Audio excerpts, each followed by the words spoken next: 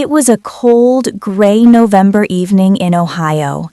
Rain tapped lightly against the window panes, creating a rhythm that matched Ethan's restless thoughts.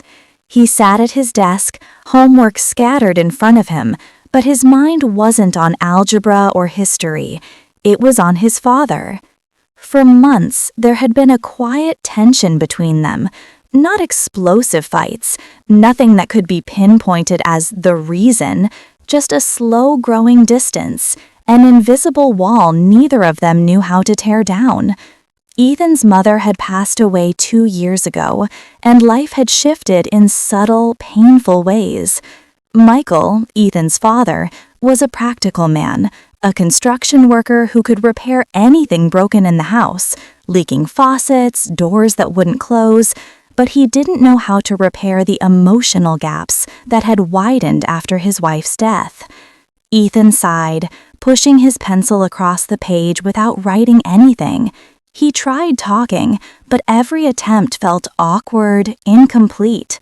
Sometimes he caught Michael staring into space, as if lost in memories too heavy to voice.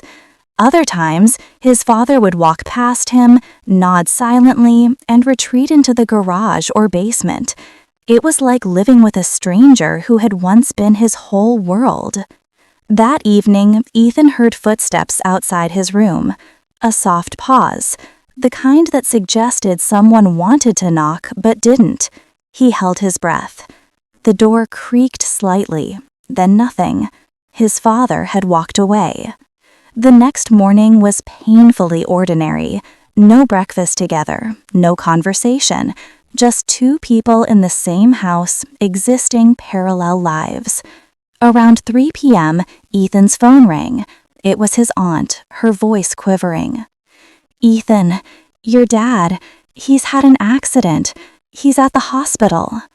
Time seemed to slow. Every step toward the hospital felt heavier than the last. The sterile smell of antiseptic and the faint beeping of machines greeted him as he entered the emergency ward. Michael lay quietly on a bed, bandaged and bruised, seemingly motionless. The doctor explained, a head injury, recovery uncertain. No one could say when or if he would wake. Ethan felt frozen, the world outside the hospital walls fading into nothing. A nurse handed him his father's wallet and phone. Without thinking, he unlocked it. Perhaps he just wanted a sense of closeness, a glimpse of his father's thoughts. Then he saw it, a single draft message typed the night before. Never sent. "I don't know how to talk to you anymore, but I miss you. I'm trying. I hope you still need me." Ethan's chest tightened. The man he had thought indifferent had been silently reaching out, trying to bridge the gap in his own quiet way. The next 5 days stretched endlessly. Ethan barely left the hospital, sleeping in uncomfortable chairs, living in a haze of anxiety and hope. He spoke to his father constantly, narrating his day, asking questions, and sharing memories, even though there was no response. One night, as machines hummed softly, Ethan held his father's hand. "Dad, I saw your message. You're wrong. I still need you. I always did." For a long moment, nothing happened. Then, a faint twitch of fingers, a tiny, fragile sign of life.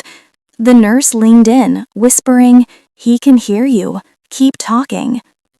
Ethan poured out everything he had bottled up: guilt, loneliness, love, anger, and regret.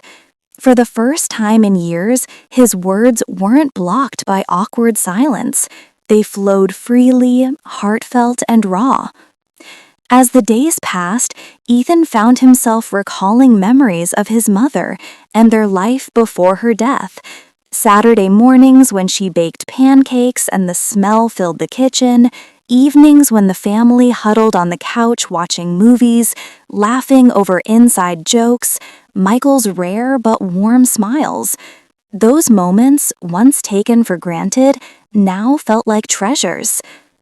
He shared them with his father, hoping some part of Michael could feel them. And slowly, he noticed changes. Eyes fluttering open slightly when Ethan spoke, a squeeze of the hand when he mentioned the dog or old memories. Michael's presence, silent but tangible, began to return. Weeks turned into months. Recovery was slow, painstaking. Physical therapy, doctor's visits, and emotional rebuilding became daily routines. But something miraculous had happened. They were talking again. Not perfectly, but authentically. They shared small moments, laughter at silly jokes, quiet mornings with coffee, evenings discussing plans for the house. Ethan realized that love between a father and son wasn't always loud or demonstrative. Sometimes it was patient, quiet, and persistent, like Michael's unsent message, waiting for the right moment to be understood. Months later, Ethan's graduation day arrived. The crisp fall air carried the scent of celebration.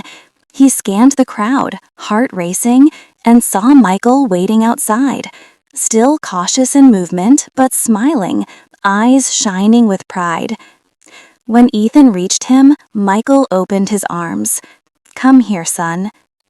Ethan didn't hesitate. He hugged his father tightly, feeling years of unspoken love and regret dissolve into that embrace.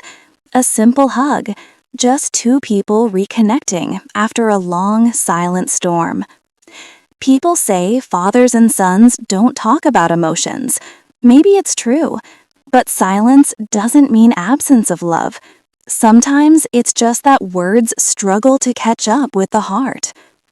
Ethan learned that waiting for the right moment can sometimes make life harder, that messages unsent, feelings unspoken, and moments delayed can cost years of lost connection.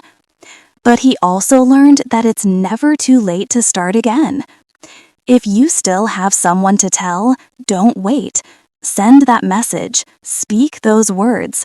Let love find its voice before it stays unsent forever.